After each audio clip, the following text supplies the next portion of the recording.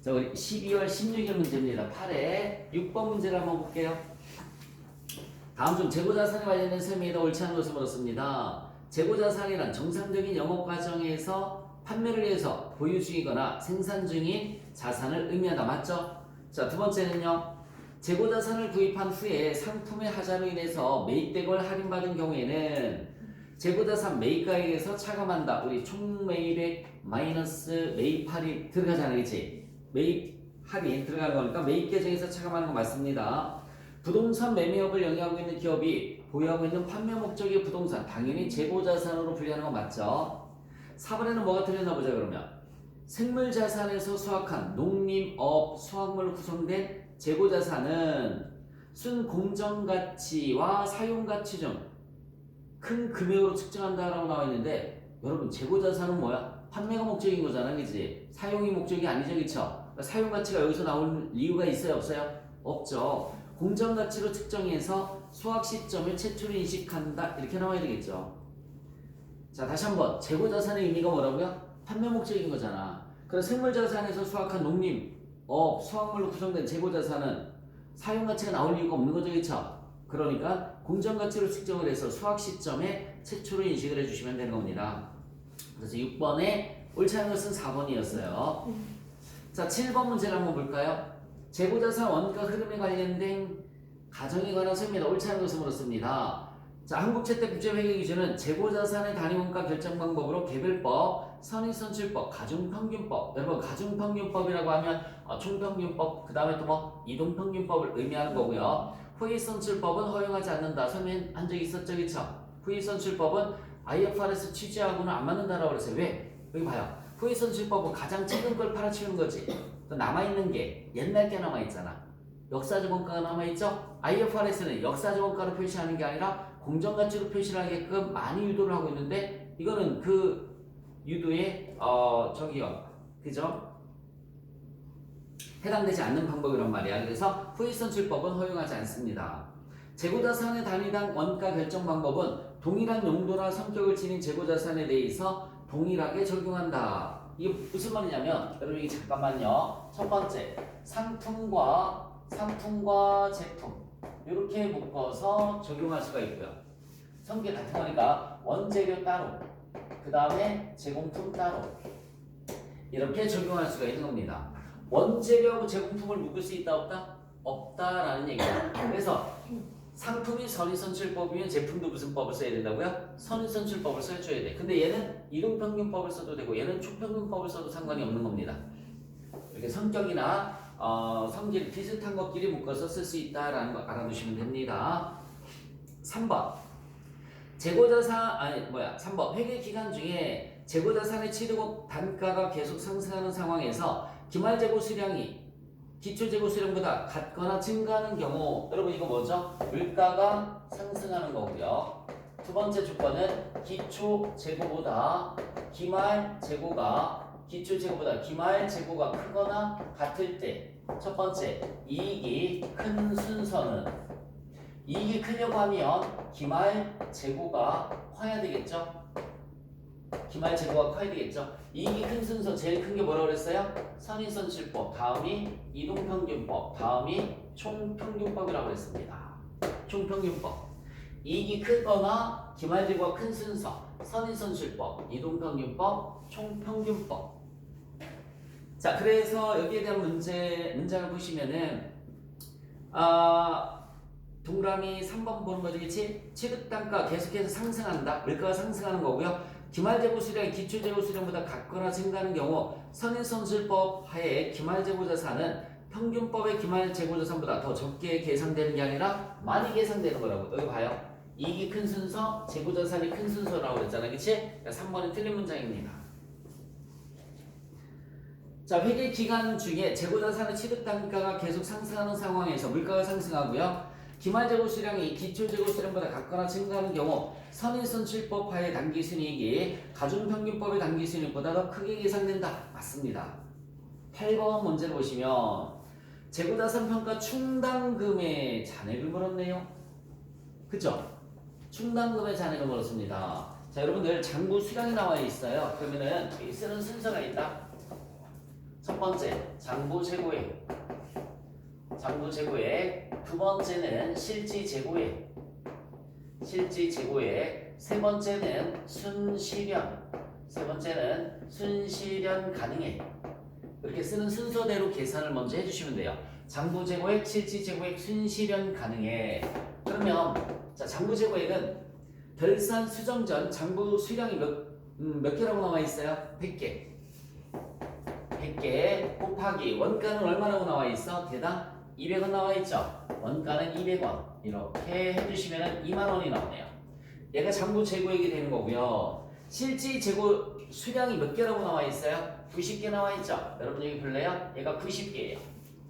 실지 수량은 90개입니다. 곱하기 200원. 곱하기 200원은 298, 18,000원이 나오겠죠? 여러분 이렇게 차이, 수량의 차이를 우리는 무슨 손실? 감모 손실이란 말 쓰는 거예요. 수량의 차이를 감모 손실이란 말 씁니다. 수량의 차이를 감모 손실. 그러면 순실현 가능액은 잠깐만 볼래? 이게 뭐지? 순실현. 팔았을 때 실제 받을 수 있는 게 순실현이지. 팔을 수 있는 게 100개니 90개니? 팔을 수 있는 수량이 100개야 90개야? 90개죠. 90개 곱하기 팔을 수 있는 수량이 90개예요. 90개 곱하기 시가는 거기 봐요. 예상 판매 가격이 얼마라고 나와 있어? 160원인데 판매 비용이 얼마 들어가죠? 10원. 항상 여기 잠깐만요. 판매 가격이 다 들어오는 게 아니지. 판매 비용 빼고 들어오는 거잖아. 우리 같은 학원은 여러분들 수강료가 다 들어오는 게 아니지. 카드 수수료 빼고 들어온단 말이에요. 그 빼고 들어오는 게 순실현 가능액이에요. 그러면 90개 곱하기 순실현 가능 가치는 얼마죠? 150원이 되는 겁니다. 160원이 아니라 10원 빼서 150원이 되는 거예요. 이거 곱해볼래? 얼마 나오나? 13,500원? 13,500원이 나오죠. 두 개의 차이가 평가 손실이 되는 거예요. 평가 손실. 그래서 평가 손실은 4,500원 이렇게 나오네요. 평가 손실은 4,500원. 그래서 평가 손실 충당금은 얼마인가? 4,500원이 되는 겁니다. 자, 여러분 여기 잠시만요. 마저 설명을 해드리면 감모 손실 2,000원 중에서 비정상적인 게 있고요. 정상적인 게 이렇게 또 나눠지는 거지, 그치? 그래서 만약에 얘가 500원으로 가정을 하면 얘는 얼마가 되는 거예요, 여러분들? 1,500원이 되는 거지, 그치? 얘만 이렇게 두 개 돼서 얘가 매출원가에 가산이 되는 거야. 매출원가에 가산이 되는 거라고요. 정상 감모 손실, 평가 손실은 매출원가에 가산하다라고 했잖아. 그 얘는요, 비정상적인 것은 기타 비용으로 처리를 해주시면 되는 거고요. 기타 비용으로 처리를 해주시면 되고, 저기까지 알고 계시면 됩니다. 자, 9번 문제를 보도록 할게요. 유형자산 문제입니다. 이제 다음 중 회사가 정보보조금으로 취득한 유형자산에 대한 설명이다. 옳지 않은 것을 물었어요. 정보보조금은 재무상태표에 관련 자산 잔금액에서 차감하는 방법으로 표시할 수 있다. 맞죠? 이거 무슨 조건일 때? 자산 취득 조건. 밑줄 쳐보세요. 자산 취득 조건. 네. 화살 표시하시고 그렇게 자산 취득 조건 이렇게 써놓으시면 되죠. 그래서 정보보조금은 재무상태표에 관련 자산 잔금액에서 차감하는 방법으로 표시할 수 있다. 이거는 자산 취득 조건을 의미하는 거다. 자, 정보보조금을 관련 자산에서 차감하는 방법으로 표시하는 경우 동정보보조금은 자산 내용연수에 걸쳐 감가상각비를 감소시키는 방법으로 단기 손익에 반영한다. 감소의 증가가 아니라 감소. 이게 무슨 말이냐면 여러분 잠시만 보자. 잠깐만 볼래? 여기 봐봐. 전기차를 취득하는 조건으로 1,000만 원의 국고보조를 받았어요. 여기 봐요. 1월 1일에 차변에 보통예금 1,000만 원, 대변에 정보보조금. 잘 봐. 정보보조금 1,000만 원. 이렇게. 정보보조금 1,000만 원. 요거 재무상태표에 이렇게 표시가 되는 거야. 보통예금 1,000만 원. 이렇게만 표시하면 차이나 돈 많다. 친하게 지내자라고 할 수 있잖아, 그치? 안 돼요. 나 이 돈 자산 취득 목적이에요 라고 보고를 해줘야 되는 거야. 그래서 마이너스 정보보조금 1,000만 원. 그래서 제 돈은 없어요 라고 표시를 해줘야 되는 거야. 이걸 자산 차감 계정이라는 말 쓰는 거야. 이걸 뭐라고 한다고요? 자산 차감 계정이란 말 쓰는 거야. 자, 이제 여기 봐요. 이게 뭐라고 그랬어? 전기차 살려고 보조받은 거라고 그랬지, 그치? 차를 샀어요. 차변에 차량 운반부 2천만 원 주고 샀어요. 대변에 보통 예금이 2천만 원이 나갔어요. 나머지 1천만 원 내 돈 쓴 거지, 그치? 그리고 여기 잠깐만 고개 들어볼래? 이거 봐봐. 보통 예금 정부에서 보조받은 거 다 나갔죠? 그 얘 없어졌네, 그치? 그 얘도 없어져야지. 안 없어지면 마이너스가 되잖아. 재무상태표는 마이너스가 있을 수가 있어요, 없어요? 없어요.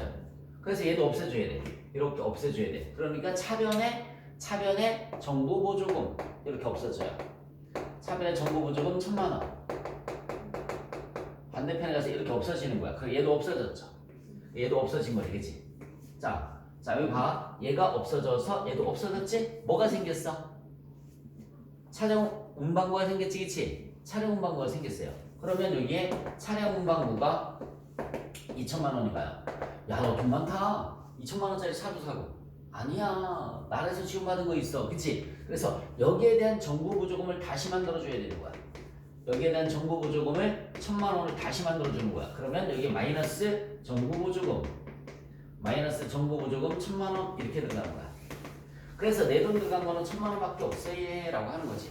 전산세무 배운 사람들 얘가 100번 대니까 얘는 100번 대, 얘가 200번 대니까 얘는 200번 대. 코드 번호가 다른 거예요. 자, 다시 이제 어렵게 생각하지 말고 처음에 정부보조금 받았을 때 차분의 보통예금, 대변의 정부보조금. 그러면 보통예금 밑에 정부보조금 차금 계정으로 이렇게 들어가는 거야. 자, 전기차 사면서 보통예금 나갔지, 그치? 얘가 없어졌으니까 얘 없어지는 거야. 그 얘도 없애줘야 돼요. 얘도 이렇게 없어져야 돼요. 얘가 생겼으니까 얘에 대한 정보보조금을 다시 만들어주는 거야. 재무상태표에서 얘는 다 없어지고 얘만 이렇게 남는 거죠. 그 12월 31일에 이제 감가상각비를 계산을 해줘야 되겠지? 차분의 감가상각비는 2천만 원 나누기, 만약에 5년이다라고 하면 얼마가 되는 거야? 400만 원이 되는 거예요. 대변의 감가상각 유객이 400만 원이야. 요거 나누기 몇 년 했어? 5년 했지? 그래서 감가상각비가 얼마 나왔어? 400만 원 나왔지? 이런 나쁜 놈을 봤나? 나라에서 지원받은 돈 갖고 비용 처리해서 또 세금을 줄이려고 하지, 그치? 요 속에는 나라에서 지원받은 돈이 있어, 없어? 있잖아. 나라에서 지원받은 거는 비용 처리하면 되는데 안 되잖아. 그럼 또 세금이 쭉 줄어드니까. 그래서 나라에서 지원받은 것도 똑같이 감가상각을 내용연수 기간 동안 나누기 5년 하면 얼마? 200만 원 나오지? 얘 나누기 5년에서 400만 원 나왔고 얘 나누기 5년 하면 200만 원이 없어지면 돼. 차변의 정부보조금 200이 없어져요. 그러면 감가상각비는 200만 원만 되는 거야. 내 돈 들어간 것만 비용 처리를 해주시면 되는 거예요. 이렇게 감가상각비를 증가시키는 게 아니라 어떻게 된다고요? 감소시킨다고요. 감소. 그래서 동그라미 2번에 감가상각비를 증가가 아니라 감소시키는 방식으로 단기 손익을 반영한다라고 나와 있는 거야. 다시 한번 읽어볼게요. 동그라미 2번. 정보보조금을 관련 자산에서 차감하는 방법으로 표시하는 경우 이거 얘기하는 거지.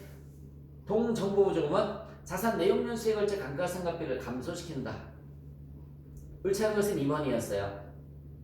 정보보조금은 재무상태표에서 이연수익이나 부채를 표시할 수 있습니다. 이렇게 여기 봐봐. 마이너스로 안 하고요. 마이너스로 안 하고 대변에 뭘로 다 표시할 수 있다고요? 이연수익이나 또는 이연부채로 표시할 수 있다라는 얘기입니다. 근데 일반적으로 쓰는 게 우리가 이렇게 차감 계정으로 쓰는 것 뿐이지. 자, 정보보조금의 회계처리 방법 결정에 있어 기업에 어느 정도의 재량권이 부여되어 있습니다. 회계처리 방법이 정부에서 이렇게 해라가 아니라 기업이 재량에 의해서 처리할 수 있다라는 얘기죠. 저 칠판 좀 푼게 얼른 써놓으세요. 자, 그 다음 문제를 한번 볼까요? 10번 문제를 봅시다. 위험자산 재평가 모형에 관련된 설명이다. 옳지 않은 것을 물었어요. 재평가의 빈도는 재평가되는 위험자산 공정가치 변동에 따라 달라진다. 맞고요. 자산의 장부금액이 재평가로 인해서 증가된 경우 원칙적으로 증가액은 기타 포괄 손익으로 인식하는 것. 위험자산의 그죠? 재평가에서 이익을 얻었을 땐 재평가 잉여금, 기타 포괄 손익이라고 했습니다. 자산의 장부금액이 재평가로 인해서 감소됐을 때는 뭐라고 그랬지? 줄어들었을 때는 단기 손익, 비용으로 인식한다고 그랬죠? 그쵸? 재평가 손실로 인식한다고 그랬어요. 3번이 틀렸습니다.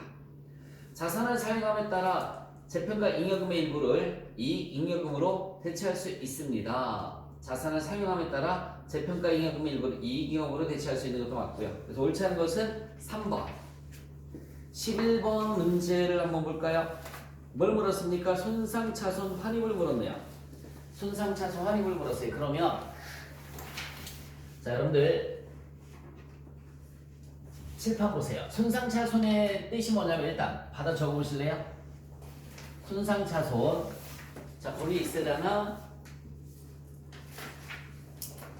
회수 가능액이 얼마라고 나와 있어? 4만원. 이렇게 세 번째 줄에 나와 있죠? 회수 가능액이 세 번째 줄에 보면 4만원 나와 있어요. 그 회수 가능액이 밑줄 치고 화살 표시를 끌어올려서 순매각액과 사용가치 중 큰 금액이라고 써보세요. 순매각액과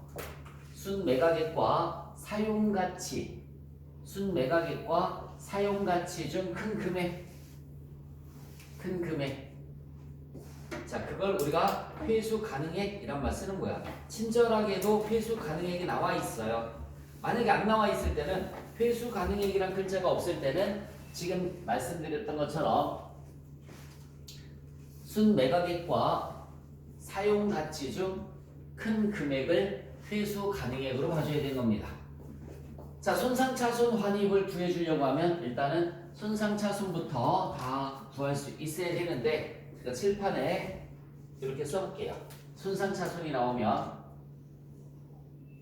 이렇게 일단 얼마에 취득했습니까? 10만원에 취득했어요. 2001년도에 1월 1일에 10만원에 취득을 했습니다. 10만원에 취득. 내용뉴스가 몇 년이에요? 5년이죠. 맞아요? 내용뉴스가 5년이면 일단 가치가 얼마씩 떨어지는 거지? 2만원씩 떨어지는 거지. 여기 봐요. 이렇게 2만원이 떨어졌어요.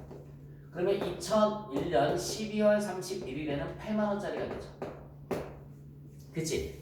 8만원짜리가 됐고요. 이 8만원짜리의 회수 가능액이 얼마가 됐어요? 4만원이 됐습니다. 여러분 여기 봐요. 8만원짜리가 뚝 떨어져서 4만원짜리가 됐어요. 회수 가능액이 4만원짜리가 됐습니다. 그러면 요렇게 차이가 얼마 나는 거죠? 8만원이 4만원이 됐으니까 4만원이 됐죠? 그 4만원을 우리가 뭐라고 하냐면 손상차손이란 말 쓰는 거야. 손상차손이 4만원. 여기까지 됐습니까? 자, 분계를 잠깐만 보여줄까?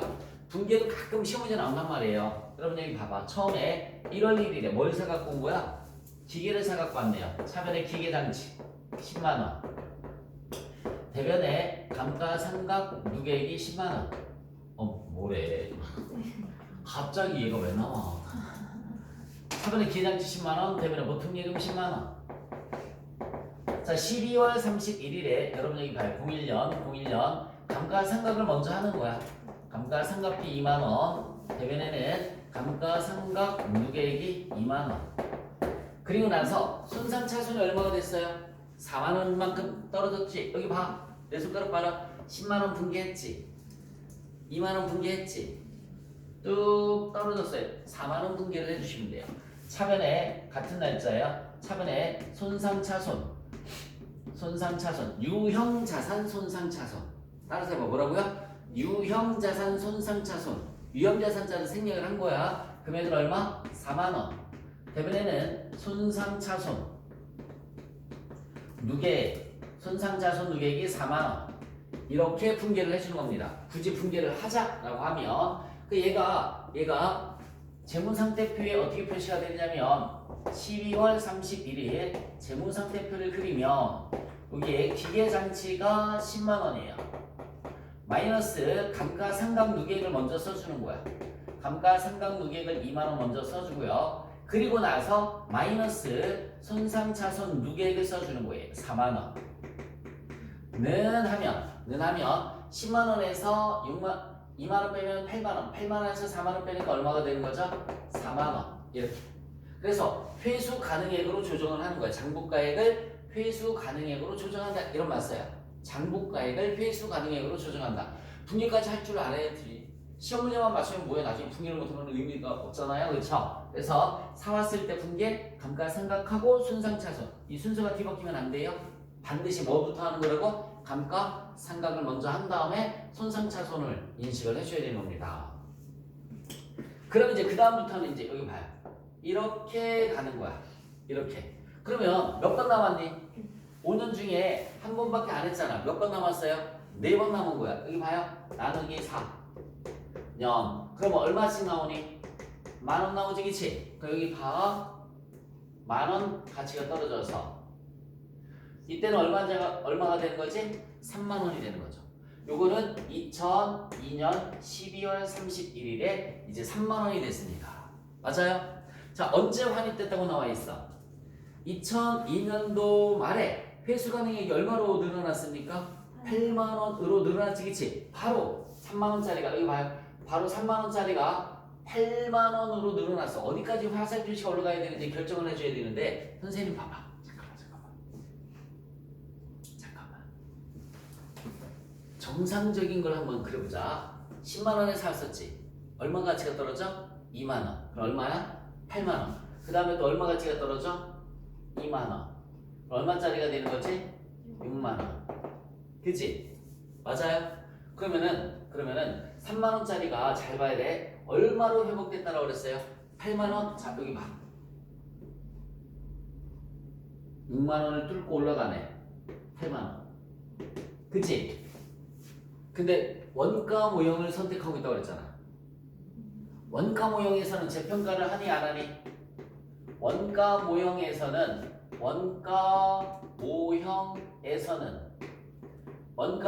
재평가를 하는 거야, 안 하는 거야? 안 하는 거지. 그러니까는 이거는 필요가 없는 거예요. 요렇게만 보는 겁니다. 요렇게만 보는 거예요. 그러면 3만원짜리가 6만원으로 회복된 거야. 8만원이 아니라 재평가를 안 하니까. 그래서 6만원으로 회복됐으니까 3만원만큼만 환입을 시켜주시면 되는 거예요. 그래서 답은 3만원이에요. 답은 2번. 답은 2번. 그런데 여기 잠깐만 거기 들어봐. 이제 분계를 또 보여줘야지.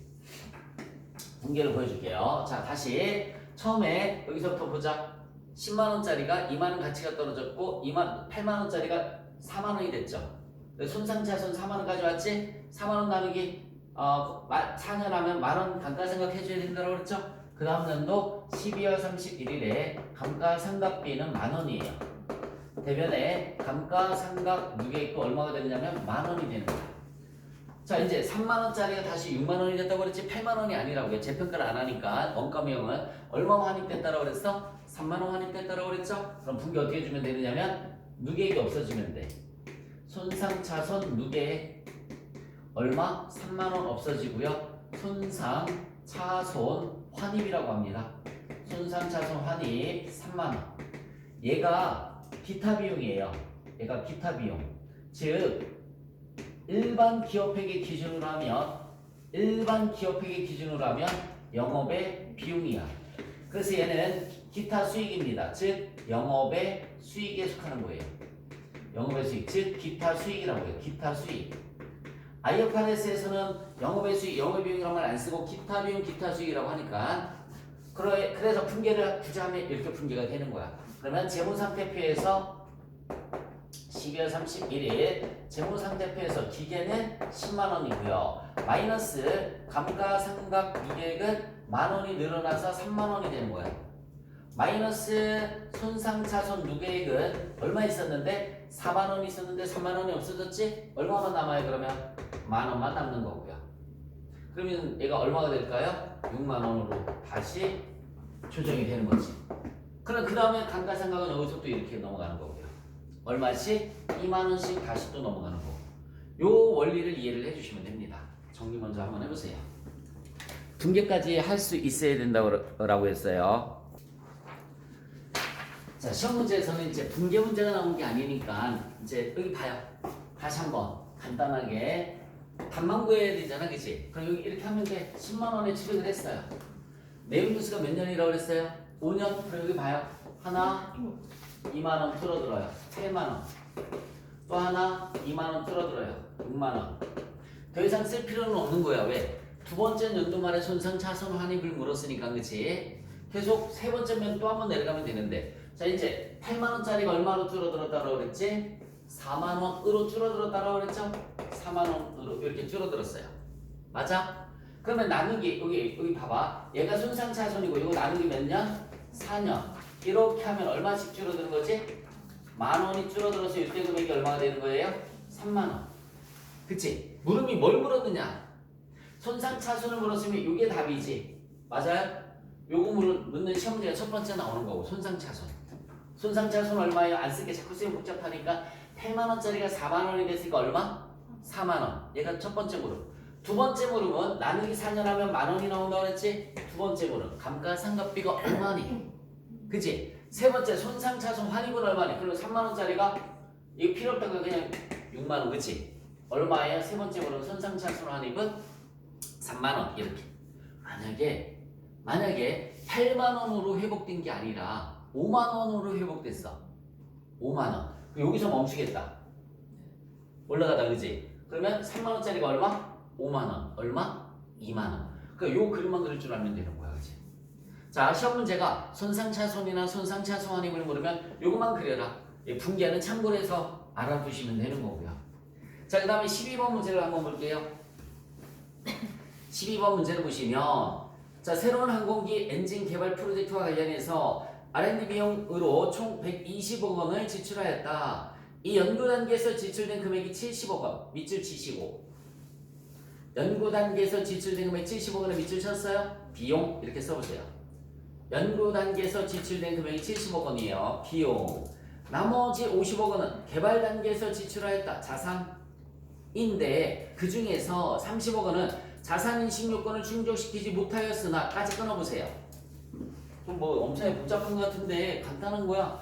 총 120억 중에서 여기 봐요. 총 120억 중에서 연구 단계에서 지출된 게 얼마래? 연구 단계에서 지출된 게 70억. 얘는 비용이죠. 그 다음에 개발 단계에서 지출된 게 50억인데 여기 봐. 이 중에서 자산 인식 요건을 충족시키지 못하는 게 얼마 있다고 나와 있어요? 30억.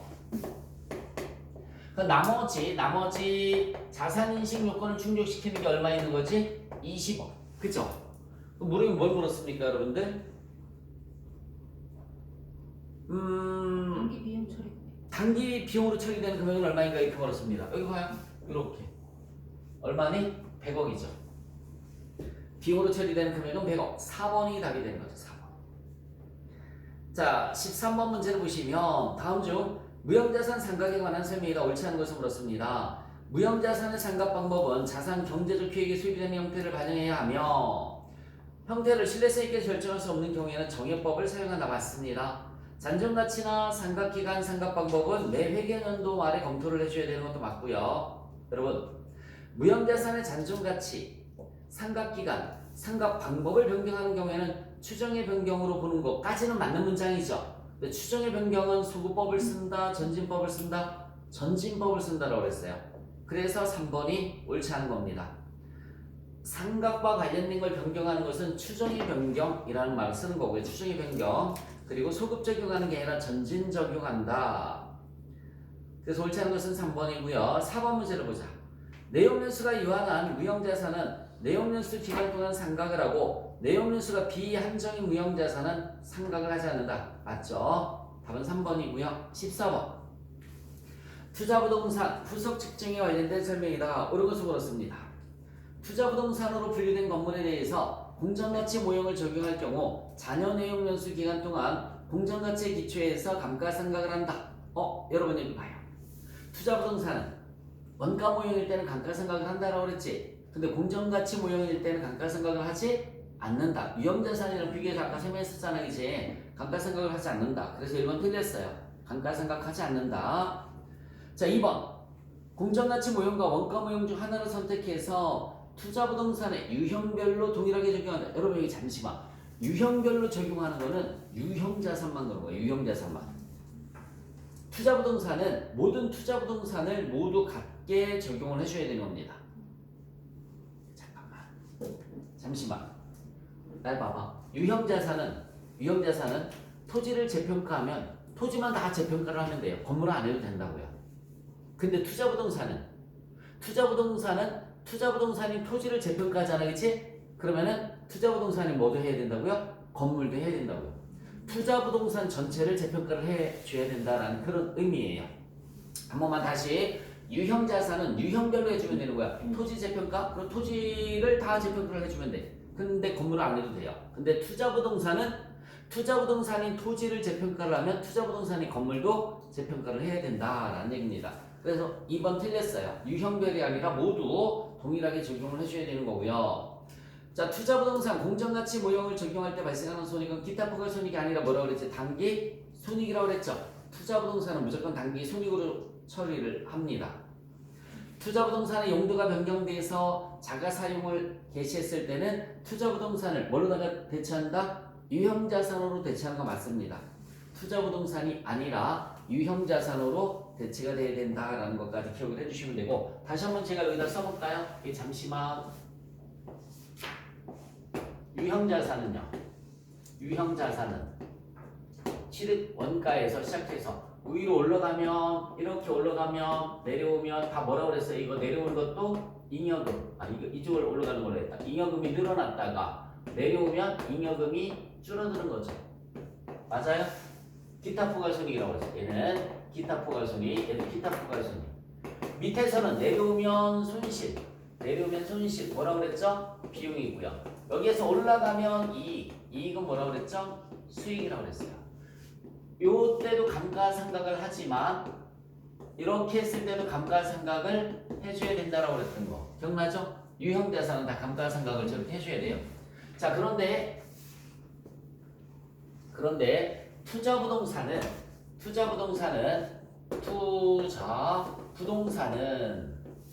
올라가면 이익이고요, 내려가면 손실이고요. 얘는 비용이고, 얘는 뭐라고 그랬어요? 그냥 수익이라고 그랬죠. 자, 요때는 원가 모형일 때는, 취득 원가 모형일 때는 감가상각을 하지만, 이렇게 공정가치 모형으로 할 때는 감가상각을 하지 않는다라고 그랬단 말이에요. 이거 기억해 주시면 되는 겁니다. 자, 그리고 마지막 그 투자부동산을 유형자산으로 자가 사용했을 때는 유형자산으로 대체를 해줘야 되는 거 맞습니다.